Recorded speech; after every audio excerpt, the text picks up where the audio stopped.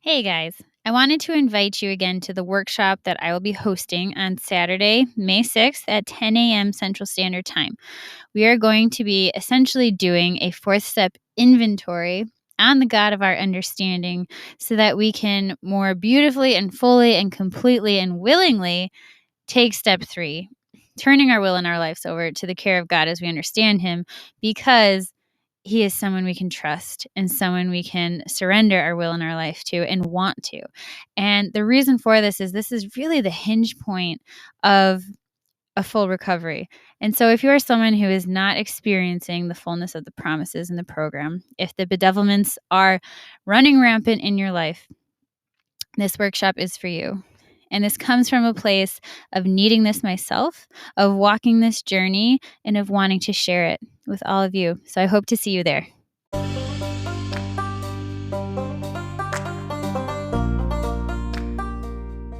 Hey guys, my name is Nora Franche, and welcome to the podcast Grateful Blessed Mess, daily reflections for those in the 12 steps. I am a fellow 12-stepper and certified mindset coach, and I am here to introduce you to the value of mindset coaching in your 12-step journey. So if you feel like you are stuck in the steps, if you're slipping and sliding with your abstinence, mindset coaching may help you as it did me, and you can find me at CatholicMindsetCoaching.com. These episodes are meant to invite you in to consider the truths of 12-step wisdom and to join in the very real struggle of living them in action. I hope that it feels almost like a mini meeting, and I invite you to contribute your own share on the Grateful Blessed Mess Facebook group to keep the discussion going.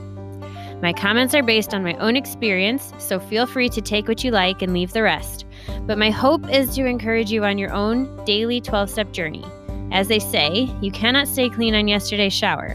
So without further ado, let's begin.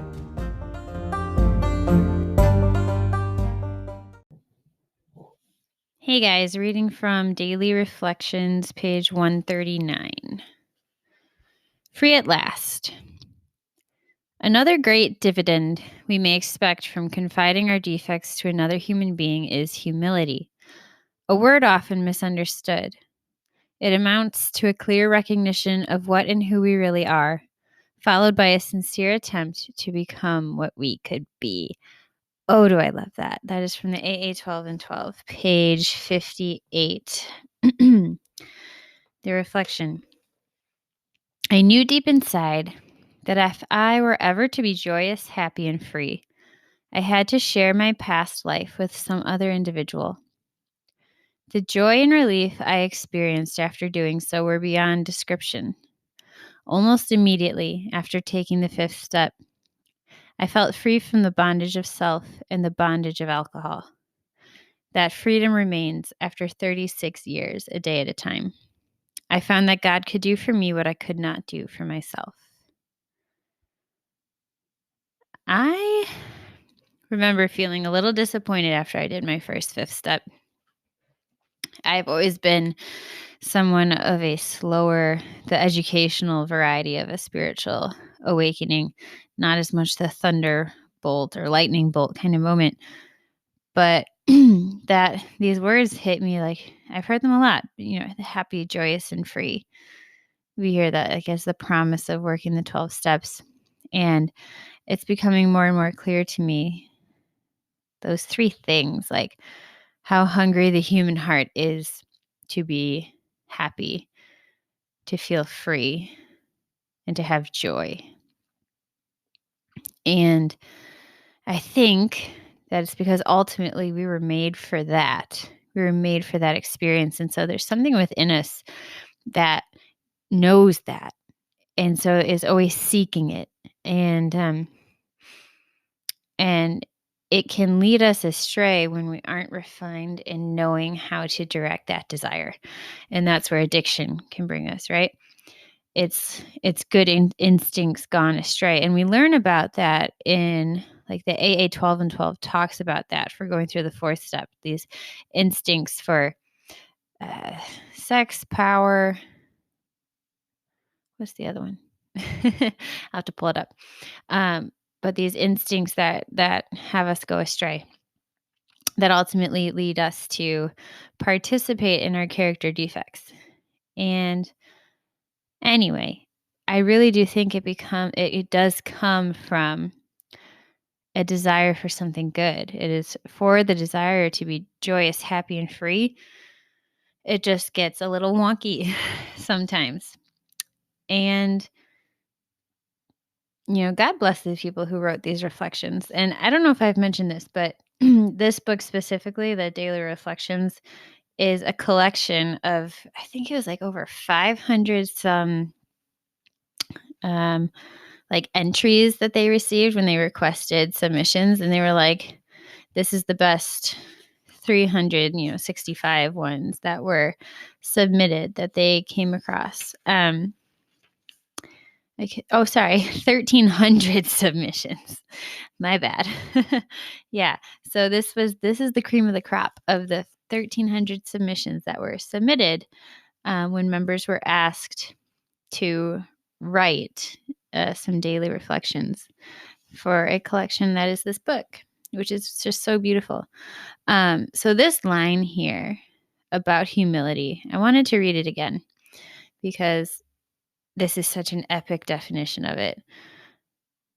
It amounts to a clear recognition of what and who we are, humility. It is a clear recognition of what and who we are, followed by a sincere attempt to become what we could be. That is so good. To become what we could be. I would even say to become what it is we are in our core, kind of has a ring of JP2 to it. It amounts to a clear recognition of what and who we really are, followed by a sincere attempt to become what we could be.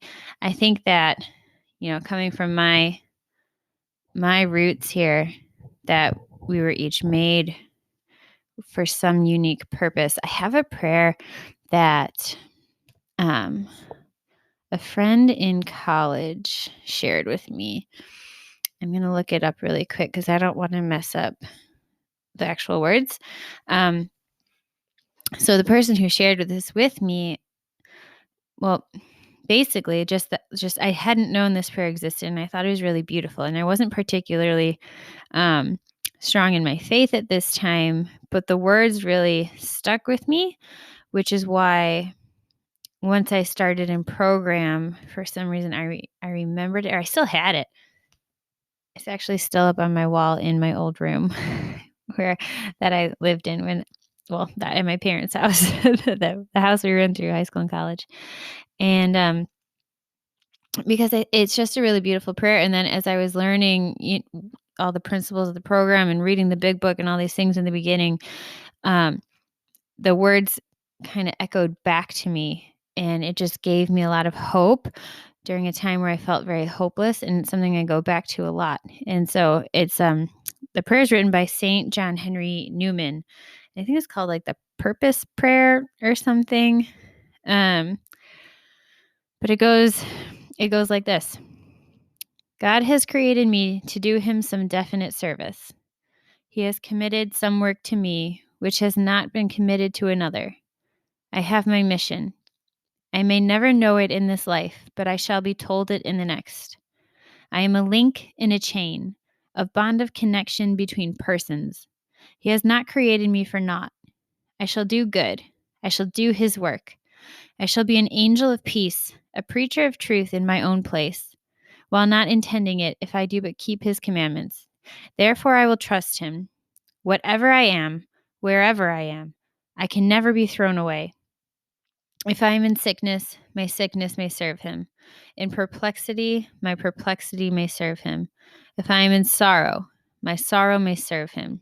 He does nothing in vain. He knows what he is about. He may take away my friends. He may throw me among strangers. He may make me feel desolate, make my spirit sink, hide my future from me. Still, he knows what he is about. There are parts of this prayer that speak to me less, but I'm going to focus on what does speak to me. And in my early years of program, I wrote this on pieces of paper, these specific phrases, and taped them on the wall to remind myself that I have goodness within me. So the first one, I'm a link in a chain of bond of connection between persons. That I have to show up for life because I'm a link in a chain. The chain depends on me holding each side. And when I'm not showing up for life, when I'm engaging in my disease and my addiction, all of a sudden there's a break in that chain because I'm not strong enough to like hold the link on either end that I am. And so it just made me feel like important. Like I am a link. Nobody else is that specific link. And if I don't show up for life that day, everybody else feels it because in a chain, every single link is dependent upon the other one being there and doing its job, holding its purpose, which is just keeping it connected. And it's part of the strength of like the human race. But it made me feel like my link matters. Who I am, this link in a chain that is like humanity, it matters. It's not like, the other links are stronger. They'll just take care of it. No one will even notice. Like, no. If your link isn't there, isn't holding its weight, the entire chain suffers. And that's not to make you feel worse. It's to make you feel valued. Like you do something. No matter what you think of yourself, you are a specific link in the chain. So then this other part I really, really liked, and then I'll try to wrap it up here for you guys, was whenever I am, wherever I am, I can never be thrown away.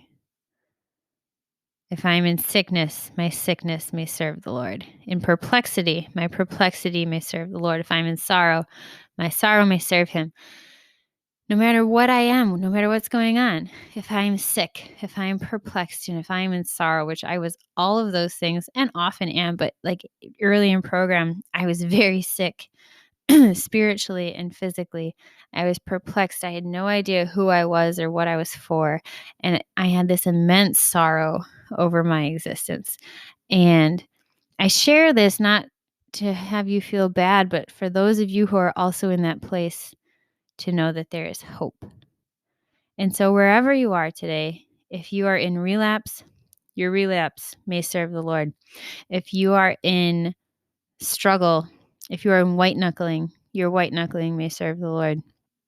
If you are not showing up for meetings, that's part of your story. You're not showing up for meetings can serve the Lord, because that's going to be part of your story when you start showing up again, and then you have something to share and contribute. And someone else will be able to relate to where you are or where you were. There is nothing in vain about your experience of life. Everything can be used for good. I'm just starting to really believe that for myself, and I hope you can too. With that, I pass.